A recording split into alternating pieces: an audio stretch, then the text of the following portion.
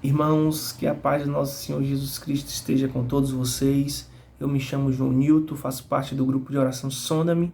Estou aqui hoje para juntos escutarmos a palavra de Deus, que hoje a liturgia da Igreja Católica está proposto no Evangelho de Mateus, capítulo 13, versículo de 24 a 43. Vamos prestar atenção à palavra de Deus. Proclamação do Evangelho de Jesus Cristo, segundo Mateus.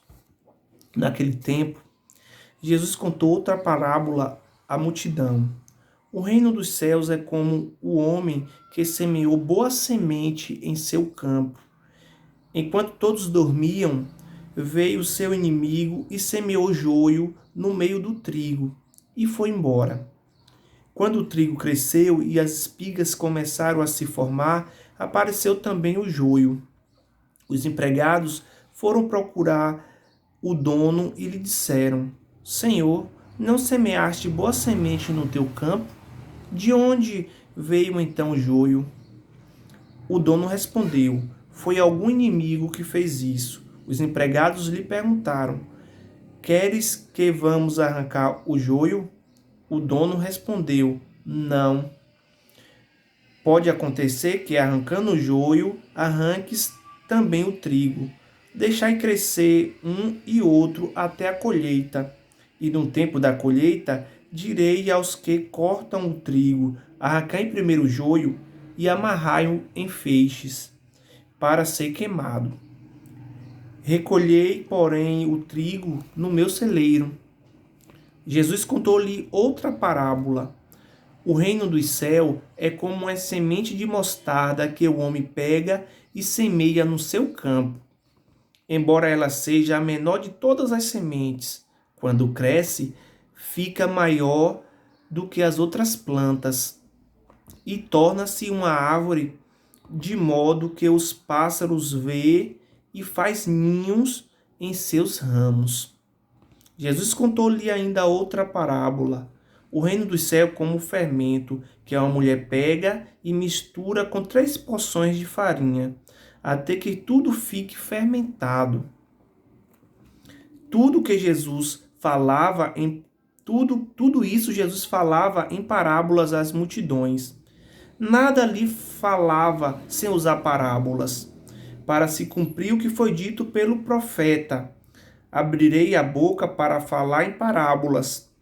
Vou proclamar coisas escondidas desde a criação do mundo. Então Jesus deixou a multidão e foi para casa. Seus discípulos aproximou-se dele e disseram: Explica-nos a parábola do joio. Jesus respondeu: Aquele que semeia a boa semente é o Filho do homem. O campo é o mundo. A boa semente são os que pertencem ao reino. O joio são os que pertencem ao maligno. O inimigo que semeou o joio é o diabo. A colheita é o fim dos tempos. Os ceifeiros são os anjos. Como o joio é recolhido e queimado ao fogo, assim também acontecerá nos fins dos tempos. O Filho do Homem enviará os seus anjos, e eles retirarão do seu reino todos os que fazem outros pecar e os que praticam o mal. E depois os lançarão na fornalha do fogo. Ali haverá choro e ranger de dentes. Então os justos brilharão como o sol no reino do seu Pai. Quem tem ouvido para ouvir, ouça. Palavra da salvação. Então, irmãos, Jesus hoje, ele conta uma série de parábolas. Nesse trecho do Evangelho aparece 3. A parábola do joio, a parábola do trigo e do joio e do trigo, a parábola do grão de mostarda e a parábola do fermento. A parábola do joio e do trigo, o próprio Jesus ele explica para nós, explica para os seus discípulos no finalzinho do Evangelho. Vamos focar aqui por alguns segundos na segunda parábola, a parábola do grão de mostarda. Para quem não conhece o grão de mostarda, irmãos, eu pesquisando, o grão de mostarda é exatamente uma sementinha, tamanho desse risquinho, dessa bolinha que eu fiz aqui com a caneta. É um grão minúsculo. Não dá nem para imaginar que nesse minúsculo grão nasce uma árvore belíssima e gigante. É o mistério da vida, né? É o mistério de Deus. Irmãos, assim também é a palavra de Deus em nossa vida. Por mais simples que a palavra de Deus parece ser, ela tem um poder gigante quando a gente se abre, quando a gente dá livre-arbítrio para essa palavra tem um poder enorme em nossa vida.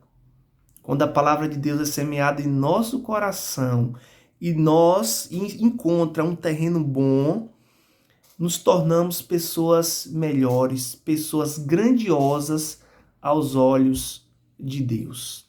Portanto, irmãos, que possamos pedir ao Espírito Santo o discernimento para cuidar dessa semente, a semente boa em nosso coração. E assim sendo, né, iremos sempre nos tornar pessoas melhores, pessoas que levem a palavra de Deus às outras pessoas e juntos, né, buscarmos sempre fazer a vontade de Deus, buscarmos sempre estarmos na presença do nosso Senhor Jesus Cristo. Vivemos um período difícil, né? Período de pandemia, mas eu creio que aqueles que permanecem na presença de Deus, o próprio Deus irá, né, nos dar a força para conseguir lutar e conseguir vencer as batalhas que a vida nos traz. Que Deus abençoe a todos.